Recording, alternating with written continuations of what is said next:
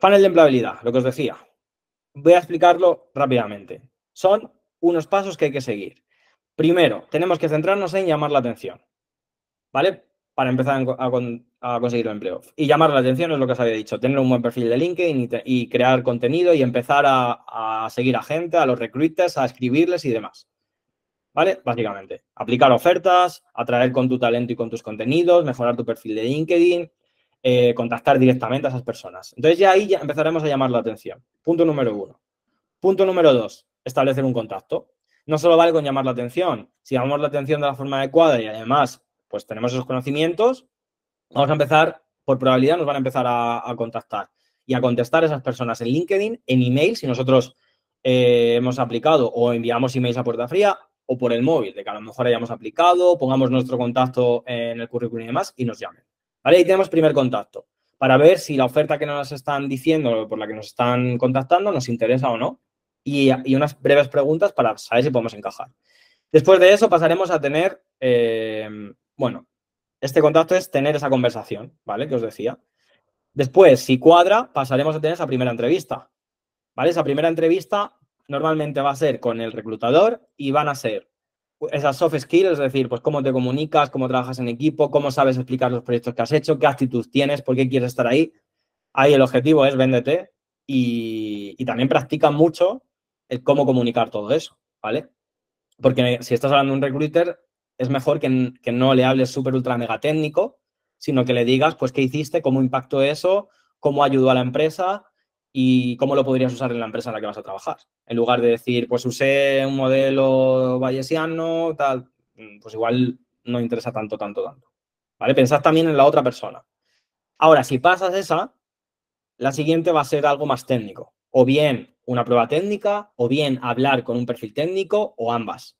Y ahí ya es demostrar lo que sabes, es demostrar lo que has aprendido en Noder este tiempo, básicamente, ¿vale? Lo que has aprendido en el programa, ahí demuéstralo, que por eso muchos de los ejercicios que sacamos son pruebas que te pueden hacer de forma técnica. Una prueba técnica puede ser pues que hagas un predictor de demanda de pasajeros. Por ejemplo, Cabify, una de las pruebas técnicas que tiene para contratar es eso, es que hagas un predictor de demanda de pasajeros, porque al final se dedica a eso. Luego, también negocia, no te olvides que tú también vales, entonces, negocia. Te van a preguntar, ¿qué sueldo estás buscando o tal? Pues tú ahí negocia.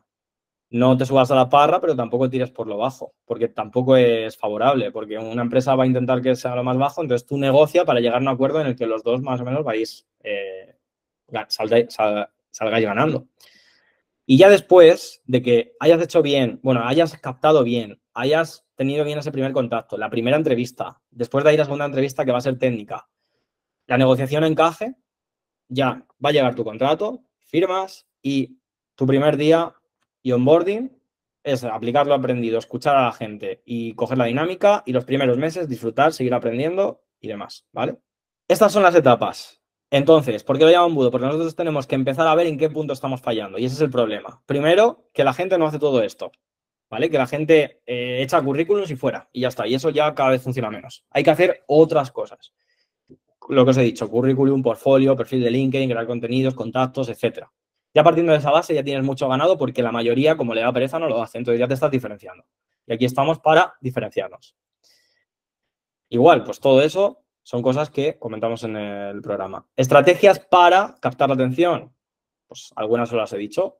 Entonces, si tú vas haciendo esto y vas midiendo en qué punto vas perdiendo, porque tú vas a llamar la atención de mucha gente, vas a establecer muchos contactos, de esos te van a responder X, pues ahí vas a poder medir algo, vas a poder ver si no tienes ni siquiera la primera entrevista, entonces ahí vamos a mejorar por qué no tienes la primera entrevista. Si tienes las primeras entrevistas, si no tienes la segunda, vamos a ver qué está pasando.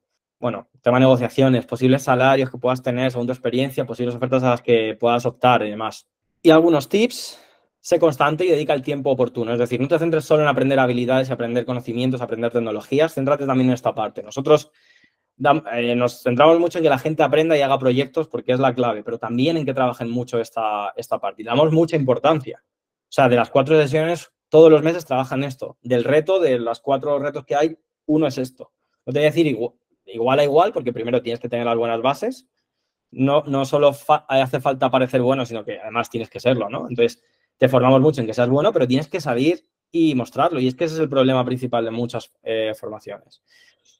Ya os dije, de media son 6 meses. Mientras antes empieces a formar y antes empieces a trabajar esto, antes vas a conseguir esa oferta, ¿vale? Pueden ser 3 meses, perfectamente, pero tienes que acortarlo y depende de tus bases, ¿vale? En 3 meses dependerá de tus bases. Bueno, ese objetivo y tómatelo como un aprendizaje. O sea, si somos pacientes y cuando fallamos en proyectos, para nosotros es un aprendizaje, lo mismo con esto. Es complicado, a lo mejor ese chip, pero es lo mismo. Es constancia, mejorar, medir y demás. Hay que tomarlo desde ese punto objetivo.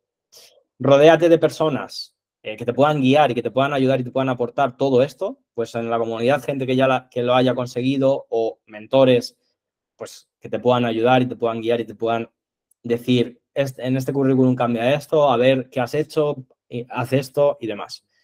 Y en un mundo competitivo, si quieres diferenciarte, no hagas lo fácil y cómodo y haz lo que funciona, que es hacer pues lo que os he explicado hoy, ¿vale? Todo esto que he explicado, por si alguno quiere emprender o ser freelance, rápidamente os voy a decir cómo adaptarlo. Punto número 1, tu currículum, es decir, lo que es el documento del currículum vitae, no me refiero a currículum con experiencia, no va a ser tu currículum como tal, sino que va a ser tu propuesta comercial o dossier comercial, ¿vale? Y ahí tendrás que poner también otros proyectos que has hecho o empresas con las que has trabajado y demás.